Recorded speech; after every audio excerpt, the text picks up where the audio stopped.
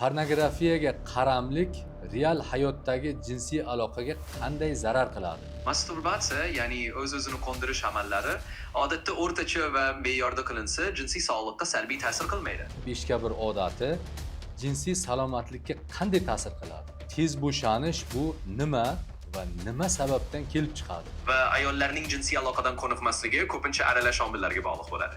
Nima uchun erkaklarda testosteron darajasi yil sayin pasaymoqda? Pornoga juda ko'p yopishib qolish haqiqiy hayotiy munosabatlarda kutuvlar yoki reallikni noto'g'ri qabul qilishga olib kelishi mumkin. Bugungi videomizda ChatGPT bilan insonlarni qiynaydigan jinsiy salomatlik bo'yicha eng qiziqarli va eng dolzarb bo'lgan muammolarni muhokama qilamiz. Qani ko'ramiz, ChatGPT aqllimi yoki yo'qmi? Shu o'rinda eslatib o'tishimiz kerak, bu sun'iy intellekt, bu bizga oldindan qanday tavsiyalar beradi, qanaqa maslahatlar beradi, to'g'ridan to'g'ri qabul qila olmaymiz. Hozir biz 3 ta yo'nalishda savol so'raymiz. Birinchisi asosiy muammolar, ikkinchisi har xil turdagi miflar, uchinchisi esa dolzarb savollar. Endi esa ChatGPT bilan gaplashamiz. Hozir men senga jinsiy salomatlik bo'yicha asosiy muammolar to'g'risida savol-javob qilamiz. Ya'ni senga bir nechta savollar beraman, menga o'zbek tilida javob berishing kerak. Albatta, hech qanday muammo yo'q. Sening savollaringni kutib qolaman va o'zbek tilida javob berishga harakat qilaman. Birinchi savol shundan iboratki, tez bo'shanish bu nima va nima sababdan kelib chiqadi?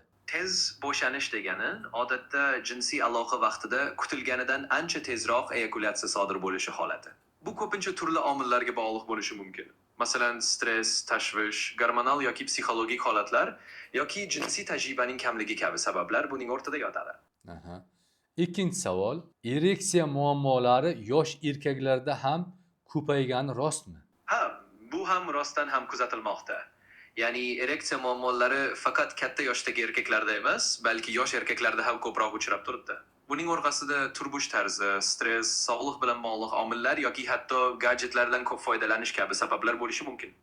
Uchinchi savol, onanizm, ya'ni masturbatsiya holati, beshga bir odati jinsiy salomatlikka qanday ta'sir qiladi? Masturbatsiya, ya'ni o'z-o'zini qo'ndirish amallari odatda o'rtacha va me'yorda qilinsa, jinsiy sog'liqqa salbiy ta'sir qilmaydi. Aksincha, bu normal fiziologik jarayon deb hisoblanadi. Lekin haddan tashqari ko'p masturbatsiya qilish ba'zan jinsiy munosabatlarda ishonchsizlik yoki ayrim hollarda ereksiya muammolariga olib kelishi mumkin. Shuning uchun hammasi me'yorda bo'lishi muhim. To'rtinchi savol, pornografiyaga qaramlik real hayotdagi jinsiy aloqaga qanday zarar qiladi? Pornografiyaga qadamlik va real hayotdagi jinsiy aloqalarga turli yo'sinda ta'sir qilishi mumkin. Masalan, pornoga juda ko'p yopishib qolish haqiqiy hayotiy munosabatlarda kutuvlar yoki reallikni noto'g'ri qabul qilishga olib kelishi mumkin. Shuningdek, bu real sherik bilan emas, balki ekrandagi fantaziyalarga bog'liqlikni oshirib, haqiqiy jinsiy hayotdan qoniqishni kamaytira oladi. Shuning uchun me'yorni saqlash va haqiqiy munosabatlarga e'tibor qaratish juda muhim. Endi esa mif va haqiqatlar to'g'risida bir nechta savollar beraman. Bu savollarga qisqa va lo'nda aniq javob berishing kerak. Albatta, tushunarli. Endi savollaringni qisqa va lo'nda qilib javob beraman. Insonda, ya'ni erkak kishida urug' tugab qoladimi? Yo'q. Urug' tugash degan narsa yo'q. Erkak kishida urug' doimiy ravishda yangilanib turibdi, shuning uchun u tugashidan xavotir olish kerak emas.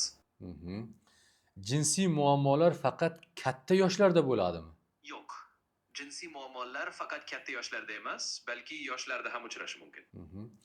Tez bo'shanishdan qutulishda dorilar va spreylar haqiqatdan ham yordam beradimi yoki vaqtinchalikmi? Bu dorilar va spreylar odatda vaqtinchalik yordam beradi. Ya'ni ular simptomlarni biroz yengillashtiradi. Lekin asosiy muammoni tubdan hal qilish uchun boshqa usullar yoki maslahatlar ham kerak bo'lishi mumkin. Ayollarning ham erkaklarda bo'layotgan jinsiy muammolarga ta'siri bormi?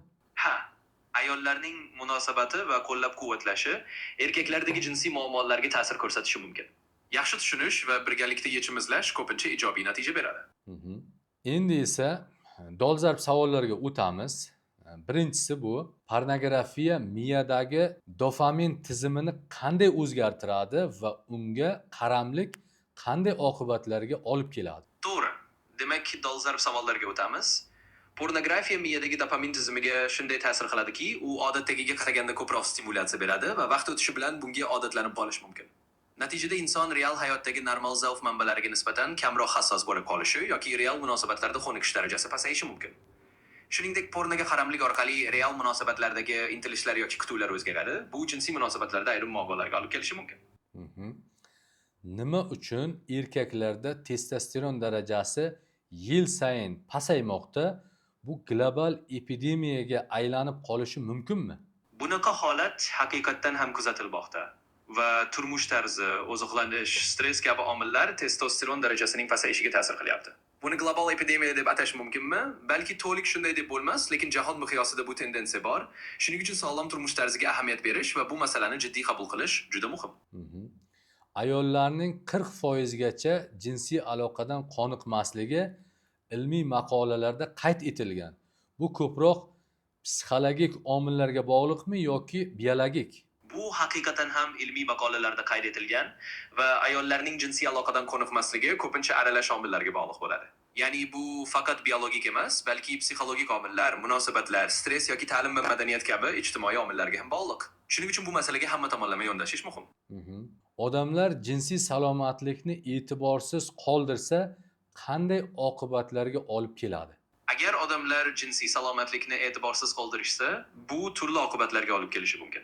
Masalan, bu jinsiy hayotda qoniqishning kamayishi, juftliklar orasida tushunmovchiliklar yoki stressning ortishiga olib kelishi mumkin. Shuningdek, salomatlik bilan bog'liq jiddiyroq muammolarni erta aniqlash imkoniyati ham yo'qoladi. Shuning uchun jinsiy salomatlikka e'tibor berish umumiy hayot sifati uchun juda muhim. Mana aziz do'stlar, o'zingiz ko'rib turibsiz. Xulosa o'zingizdan, ya'ni bu bor yo'g'i sun'iy intellekt, ya'ni bu ham o'zini bazasidagi ma'lumotlardan kelib chiqib bizga demak javob beryapti. Lekin men shunga qaramasdan ba'zi qo'shimchalar qilmoqchiman, chunki onanizmni me'yorda qilib turish sog'liq uchun foydali deb aytdi. Ya'ni bu hech qanday zarar keltirmaydi deb aytdi. Lekin biz bilamizki, onanizm bilan shug'ullangan yoshlarimizda qanchadan qancha muammolar kuzatilyapti. Ya'ni tez bo'shanib qo'yish, ayoli bilan qo'shila olmaslik, jinsiy aloqaga xohishni pasayib ketishi, jinsiy salomatlik bilan, jinsiy aloqa bilan bog'liq, bundan tashqari jismoniy, aqliy faoliyat bilan bog'liq bo'lgan judayam ko'plab asoratlarga olib kelishini demak bemorlarimizda kuzatib kelamiz. Bundan tashqari tez bo'shanishni keltirib chiqaruvchi sabablarga onanizmni sabab bo'lishini aytmadi. Lekin biz judayam ko'plab bemorlarimizda onanizm odati bilan shug'ullangandan keyin tez bo'shanib qo'yish holatini biz kuzatamiz. Shu sababli bu ChatGPTni berayotgan javoblari har doim ham to'g'ri emas. Shu sababli biz har tomonlama o'ylab ko'rib, demak xulosa chiqarishimiz kerak. Va ko'pchilik holatlarda demak mutaxassis bilan maslahatlashish sizga yaxshiroq natija beradi deydi. Ya'ni yechimga kelgan holatda demak yechim bera olmaydi. Yechim har doim individual bo'ladi. Ya'ni vrach sizni holatingizdan kelib chiqib, aynan sizga to'g'ri keladigan yechimni beradi. Aynan mana shunday demak javoblardan, xulosalardan kelib chiqib nima deyishimiz mumkin? Agar sizda qanaqadir jinsiy salomatlik bilan bog'liq muammolar bo'ladigan bo'lsa, albatta mutaxassis bilan maslahat qilishingiz kerak. Ushbu masalada biz sizga yordam berishga tayyormiz. Quyidagi raqamlar orqali yoki ijtimoiy tarmoqlar orqali bizga murojaat qiladigan bo'lsangiz, demak biz sizga yordam berishga tayyormiz. Manzilimiz Samarqand shahri, Mahmud Qoshqariy ko'chasi 84-uy, Mo'ljal Royal Hall restorani. Agar ushbu videomiz sizga yoqqan bo'lsa, albatta like bosishni unutmang. Sizni qiziqtirgan savollar bo'ladigan bo'lsa, kommentariyaga yozib qoldirishingiz mumkin. Keyingi videolarda ko'rishguncha.